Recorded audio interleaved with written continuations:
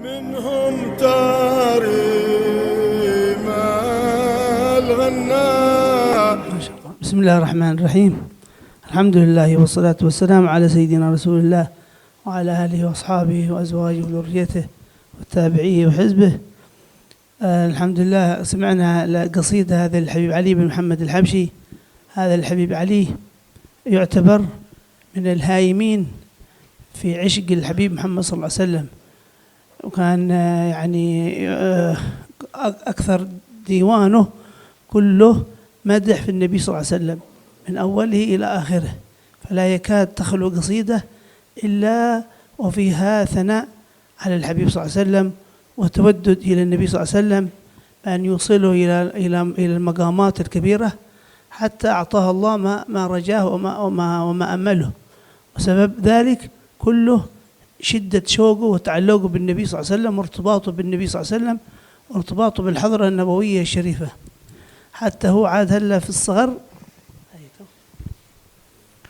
Bismillah, alhamdulillah, wassalatu wassalamu ala sayyidina rasulillah. Beliau mengatakan yang barusan saja kita dengar yang dilantunkan oleh As-Sayyid Abdul Qadir bin Umar Seri adalah qasidah Al-Habib Ali bin Muhammad Al-Habsyi.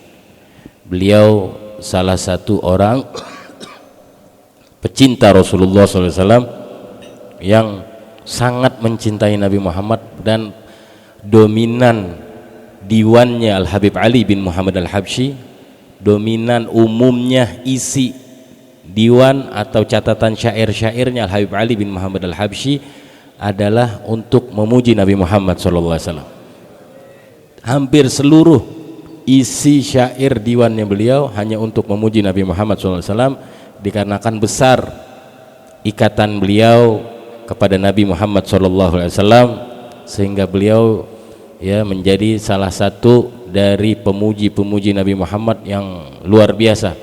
Walaupun masih banyak, ada beberapa, tapi Habib Ali Habsyi termasuk orang-orang yang paling banyak. Habib Ali bin Muhammad Al-Habsyi orang yang paling sering dan paling banyak memuji Nabi kita Muhammad sallallahu alaihi wasallam.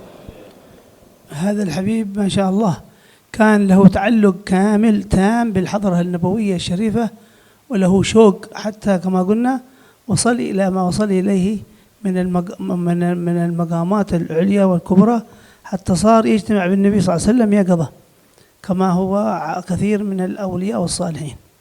وكان أخذ علمه في حضرموت، أول كان في قسم، وبعد لأنه والده تزوج في شبام ثم نقل، وهو كان في قسم وانتقل وتزوج والدته الحبابة علوية جفرية، وبعد ما انتقل من قسم إلى سيهون، وصارت سيهون بلدته التي أقام فيها رضي الله تعالى عنه. هذا الحبيب علي بن محمد الحبشي يعتبر من المتأخرين كلهم، من العلماء المتأخرين كلهم يرجعون إليه، فهو شيخ الشيوخ هو والحبيب أحمد بن حسن العطاس. Beliau melanjutkan, dikatakan bahwa Habib Ali Habsyi ini memiliki ikatan erat dengan Rasulullah SAW dan perindu pecinta kepada Rasulullah SAW yang sangat luar biasa. Beliau tinggal di kota Seun, sebelumnya beliau tinggal di kota Qasam karena beliau kelahiran Gosam, lahirnya di Gosam. Ibu beliau bernama Syarifah Alawiyah binti Husain Al-Jufri. Kemudian setelah dewasa, beranjak remaja atau dewasa, beliau baru pindah ke Seun, dan beliau yu'tabar termasuk orang-orang, termasuk dikatakan Syekhus Syuyukh, gurunya para guru. Al-Habib Ali bin Muhammad Al-Habsyi, pengarang kitab Simtud Duror, termasuk guru para guru. Kenapa?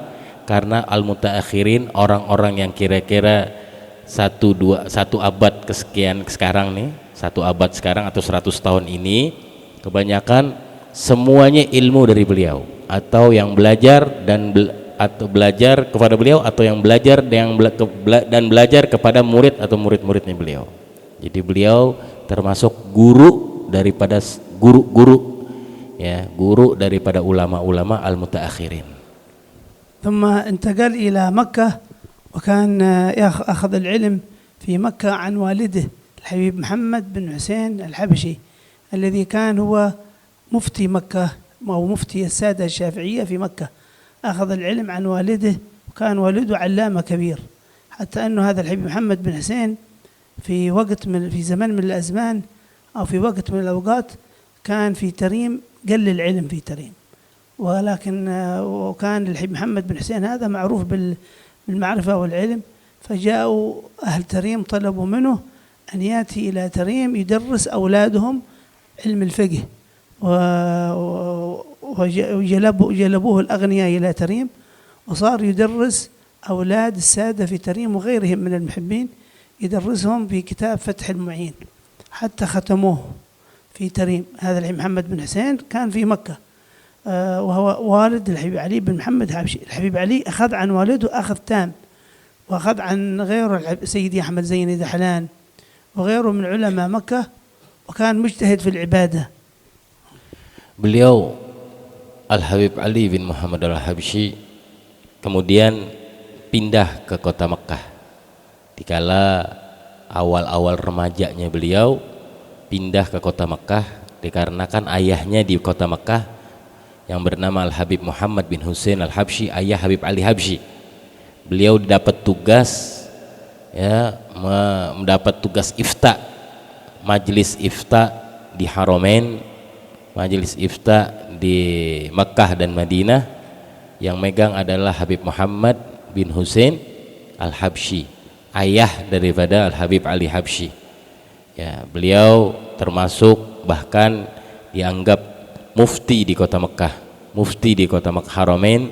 Al-Habib Muhammad bin Husain Al-Habsyi, ayah daripada Habib Ali bin Muhammad Al-Habsyi. Ya, ayah beliau alim, ya, alim, cerdas, pintar. Nah, dan di waktu ayah beliau Al-Habib Al-Habsyi, ayah beliau Habib Muhammad bin Husain di Mekah, ya, di Tarim lagi kekurangan ulama, bukan nggak ada ulama, lagi kekurangan ulama sehingga ghalal ilm, berkurang minat orang yang mau nuntut ilmu, atau penuntut-penuntut ilmu kurang karena kekurangan guru. Akhirnya Habib Muhammad bin Husain Al-Habsyi diminta oleh orang-orang Tarim untuk ngajar di Tarim. Kemudian beliau kumpulin orang-orang kaya untuk ngebiayain orang-orang yang ada di Tarim biar mereka nuntut ilmu, ya. Dan pertama beliau buka halaqah, Al-Habib Muhammad bin Husain Al-Habsyi, beliau buka halaqah di Tarim kitab Fathul Mu'in, ya. Kemudian ngajar, kemudian ada penggantinya, beliau pergi lagi ke Mekah. Al-Habib Ali bin Muhammad Al-Habsyi belajar ngambil ilmu sempurna full sama ayahnya langsung, Al-Habib Ali, Habib Muhammad bin Husain Al-Habsyi, full. Kemudian belajar juga dengan Sayyid Zaini Dahlan, ya. Tapi kalau ngambil sempurna, pengambilan yang benar sempurna dengan ayah beliau Al-Habib Muhammad bin Husain Al-Habsyi. Walaupun tetap belajar juga dengan Al-Habib Ahmad Zaini Dahlan atau Sayyid Zaini Dahlan. ثم هذا الحبيب علي كما نسمع من الحبيب سالم بن عبد الله بن عمر الشاطري يقول ان الحبيب علي ايام جلوسه في مكة كان مجتهد في العبادة ومجتهد في حضور مجالس العلم، حضور الدروس العلمية. كان من جملة اجتهاده كان يقرأ في خلف كل صلاة يقرأ الدلائل كامل، يعني معناه أنه يقرأ دلائل الخيرات كل يوم 5 مرات. ما شاء الله، هذه دلائل الخيرات يحبونها أهلنا وأسلافنا. شوفها دلائل الخيرات وشوارق الأنوار، يعني كانوا السابقين ما يتركون دلائل الخيرات أبدا، كل بيت لابد أن يكون فيه دلائل الخيرات. هكذا عهدنا كثير من شيابتنا، حتى النساء كان عندنا، أذكر أن كثير من النساء يقرأن دلائل الخيرات، مواظبين الرجال والنساء على دلائل الخيرات. حتى كان عمي حسن يوصي بدلائل الخيرات، قال أنه هذا المؤلف الذي ألف دلائل الخيرات سبب تأليفه كما سمعناها مع عمي سالم ومن غيره، سبب تأليفه أنه مر ببئر فوجد هناك أراد أن يرفع الماء من البئر ولكنه ما قدر، ما وجد آلة أو ما وجد دلاء أو دلو يرفع الماء من البئر. فإذا بامرأة أو ببنت مرت فقالت له ما بالك يا شيخ، إيش ما الذي؟ قال لم أستطع أن أرفع الماء من البئر. قالت له، قال فنفثت في البئر هكذا، فلما نفثت في البئر ارتفع الماء حتى وصل إلى أعلى البئر. فلما وصل إلى أعلى البئر أخذ الماء وتطهر وتوضأ ووضع وأخذ شيء منه للدابة. فقالت لها بما وصلت إلى هذه المنزلة؟ فقالت وصلت إلى هذه المنزلة بواسطة الصلاة على النبي صلى الله عليه وسلم. كانت تكثر من الصلاة على النبي صلى الله عليه وسلم في كل أحوالها حتى أوصلها الله إلى هذا المقام. الحبيب علي الحبشي كذلك من المكثرين في الصلاة على النبي حتى أوصلها الله إلى هذا المقام. Dikatakan, beliau mengatakan Al-Habib Salim bin Abdullah Syatiri ya pernah menceritakan tentang ayah Al-Habib Ali bin Muhammad Al-Habsyi, yaitu Habib Muhammad bin Husain Al-Habsyi. Al-Habib Muhammad bin Husain Al-Habsyi dikatakan beliau ini orang yang paling berusaha kuat dalam menuntut ilmu, berusaha kuat dalam ibadah. Selalu tempat ada majelis ilmu atau waktunya beliau ngajar atau tempat waktunya ibadah, di waktu-waktu ibadah beliau berusaha keras maksimal mungkin untuk mengerjakan apapun dalam bentuk kebaikan itu, entah nuntut ilmu, entah mengajar, entah dalam ibadah. Selalu beliau ini berusaha keras ya, sehingga daripada usaha keras beliau dalam ibadah, beliau punya wirid atau keseharian amal yang beliau kesehariannya adalah membaca Dalail Khairat, satu kitab 500 kali sehari. 500 kali sehari, bukan satu kitab sehari udah, atau hari ini doang, hari Senin doang, Selasa doang, Rebo doang kan gitu. Dalail Khairat kan kitabnya Senin, Selasa, Rebo, Kamis, ingat dibagi-bagi. Ini beliau satu kitab 500 kali sehari, sholawat kepada Nabi Muhammad sallallahu alaihi wasallam. Dahulu kata beliau Habib Alwi bin Abdullah Al-Balfaqi, salaf kita nggak ada yang ninggalin Dalail Khairat. Bahkan itu jadi pegangan mereka ketika mereka ingin bersolawat kepada Nabi Muhammad sallallahu alaihi wasallam, ya, banyakin baca Dalail Khairat.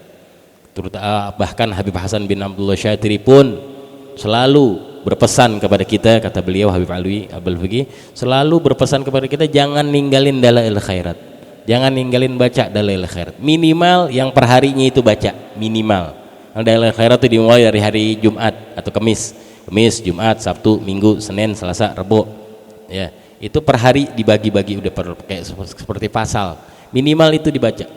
Karena salaf kita nggak ada, bahkan dikatakan salaf kita ditarim bahkan perempuan paling giat baca Dalail Khairat. Perempuan aja nggak ada yang ninggalin amalan Dalail Khairat, ya. Bahkan dikatakan ya, awal kenapa ini Syekh Muhammad bin Sulaiman Al-Jazuli, pengarang Dalail Khairat, Syekh Muhammad bin Sulaiman Al-Jazuli, kenapa beliau bisa mengarang kitab Dalail Khairat? Karena suatu hari beliau lagi berpergian ya di satu daerah, beliau ini butuh air untuk istinja, untuk bersih-bersih, untuk sholat, untuk apa. Beliau dapetin ada sumur nih, Syekh Muhammad bin Sulaiman Al-Jazuli, pengarang kitab Dalail Khairat. Sampai di muka sumur dilihat air ada, cuman jauh di bawah, nggak ada gayung atau embernya nih, ya, katrolnya itu nggak ada tali, nggak ada ember. Kebingungan nyari kanan kiri, kebingungan gimana cara ambil air nih buat taharoh, buat bersih badan, buat sholat. Akhirnya beliau lagi nyari, ada yang melintas perempuan, bahkan dikatakan anak kecil perempuan, ada yang bilang perempuan. Ditanya, ini perempuan nanya kepada Syekh Muhammad Al-Jazuli, pengarang kitab Dalail Khairat, engkau kok bisa, kenapa, apa yang kau lagi, nyari apaan? Katanya Syekh, engkau nyari apa ya?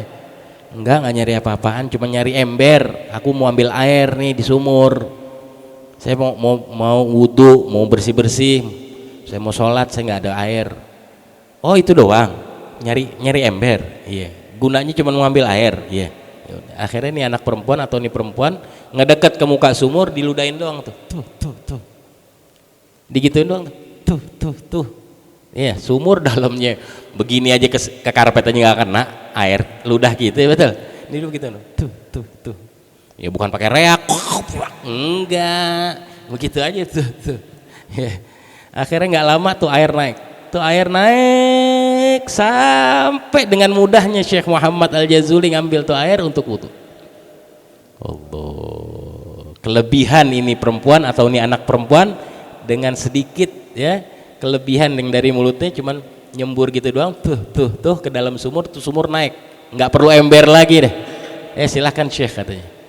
Terus ditanya sama nih Syekh, ya gimana kau bisa dapetin kedudukan seperti ini di sisi Allah untuk naikin air sumur dengan mudahnya? Katanya aku nggak punya amalan kecuali aku selalu bersalawat kepada Nabi Muhammad. Tiap hari aku tidak pernah tinggal untuk salawat kepada Nabi Muhammad. Hawa mulutnya bisa naikin air sumur, hawa mulut. Semoga kita. Akhirnya beliau Syekh Muhammad bin Sulaiman Al-Jazuli akhirnya beliau bertekad untuk mengarang ya atau berkarya dalam bersalawat kepada Nabi Muhammad SAW.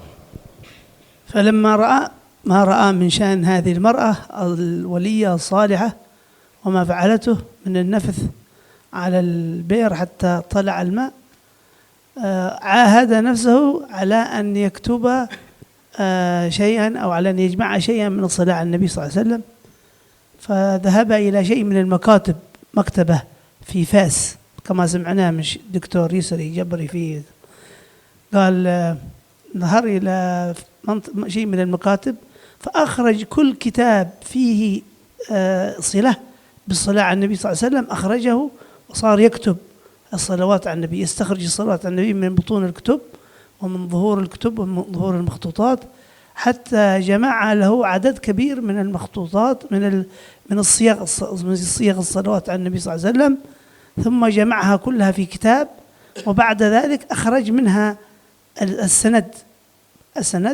وصارت على هذا المنوال، أخرج منها السند وأضافه بعض الصلوات من عنده فتح الله عليه بها وأضافها فصارت دلائل الخيرات. هذا قال إنه هذا الشيخ الجزولي من جزولة، من منطقة قال لها في مراكش أو في فاس في المغرب اسمها جزولة، قال إنه هو لم يمت في البلد التي نشأ بها، ما مات فيها، وإنما مات في بلدة أخرى بعيدة من نفس البلد، فلما مات في تلك البلد قبر في البلد البعيد. بعد 77 سنة أرادوا أهل مراكش أهل بلده أن ينقلوا ضريحه، أن ينقلوا جسده الشريف من البلد البعيدة إلى بلده التي مات فيها. وهو نبش الميت حرام، ولكن قدر الله أنهم نبشوا قبره، فلما نبشوا قبره وجدوه كأنه وضع عادة، كأنه وضع هذا يعني وجدوه جسمه طري، حتى يقول أحد أنهم يعني لما وجدوه كأنه عادة لا وضع في هذه الحالة بعد 77 سنة، وهذا كله من بركات الصلاة على النبي صلى الله عليه وسلم. وقبره تنفح منه رائحة المسك، رضي الله تعالى عنهم وأرضاهم. Dikatakan setelah Syekh Muhammad bin Sulaiman Al-Jazuli melihat anak perempuan atau perempuan yang meludah sedikit ke air sumur tersebut dan sehingga mengangkat airnya terangkat, ya beliau bertanya karena apa ini? Karena bersolawat kepada Nabi Muhammad SAW. Beliau bertekad bulat penuh untuk berkarya isinya solawat kepada Nabi Muhammad. Kemudian beliau dari situ udah beliau bersih-bersih apa segala macam, beliau langsung pergi ke perpustakaan. Beliau cari kitab-kitab yang isinya solawat atau sirahnya Nabi Muhammad SAW yang berkaitan dengan sirah ya Rasulullah atau berkaitan dengan sholawat kepada Nabi Muhammad. Dikeluarin semua kitab. Itu waktu itu beliau masih di desa Fas atau di kota Fas. Fas ini di Maghrib. Beliau orang Maghrib ya, Al-Jazul atau desanya namanya Jazul ya, dikeluarin semua kitab-kitab penuh, langsung berusaha kuat saat itu juga setelah melihat kelebihan dari seorang anak perempuan.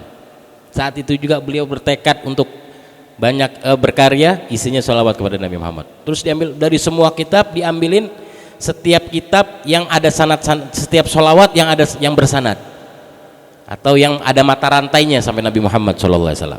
Sanad itu apa ya? Ada mata rantai, langsung diambil semua. Antisari yang punya yang ada sanad diambil, dicatat, diambil, dicatat, dikumpulkan, jadilah Dalail Khairat. Jadi Dalail Khairat itu bentuk-bentuk kalimat sholawat kepada Nabi Muhammad SAW, semuanya bersanad, semuanya ada mata rantai sampai kepada Nabi Muhammad Sallallahu Alaihi Wasallam, sehingga beliau Syekh Muhammad bin Sulaiman Al-Jazuli dikatakan meninggal, beliau asli Maghribi, asli Jazul, tapi beliau meninggalnya nggak di desanya beliau, nggak di kotanya beliau nggak meninggal di situ.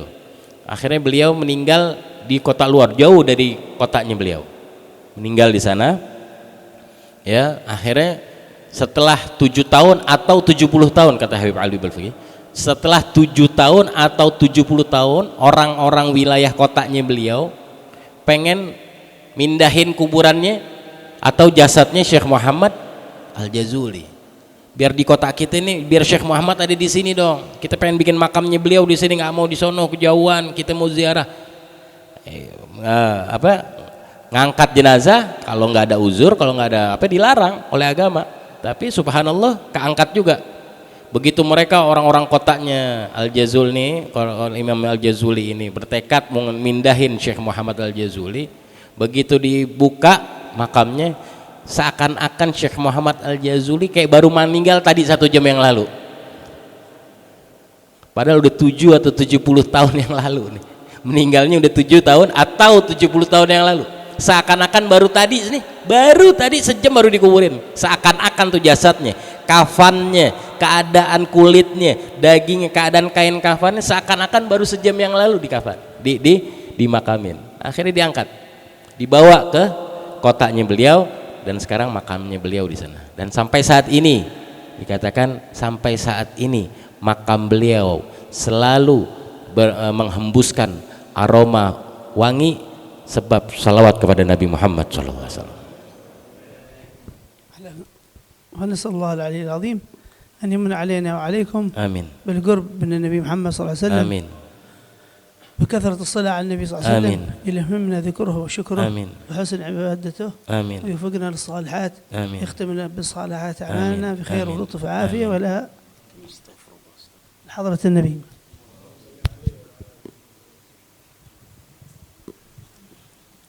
Beliau mendoakan kita, semoga Allah menganugerahkan kita selalu dekat kepada Nabi Muhammad, hati kita selalu ada Nabi Muhammad, benak kita selalu dekat dengan Nabi Muhammad, pikiran kita selalu dekat dengan Nabi Muhammad, dengan dalam keadaan sehat walafiat. Amin.